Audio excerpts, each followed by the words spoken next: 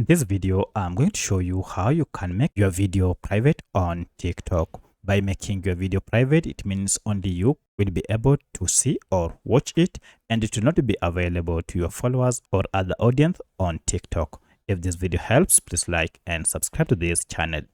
Alright, so the first thing you need to do is to go ahead and open your TikTok account, then log in.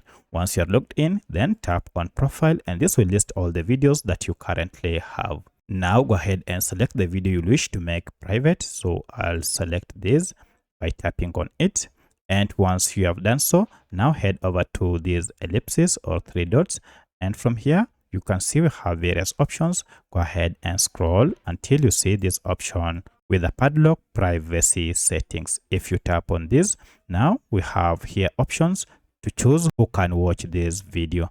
As you can see currently, it is set to everyone. To make it private, go ahead and choose only you. And from now henceforth, no one else will be able to see or watch this video on TikTok apart from you.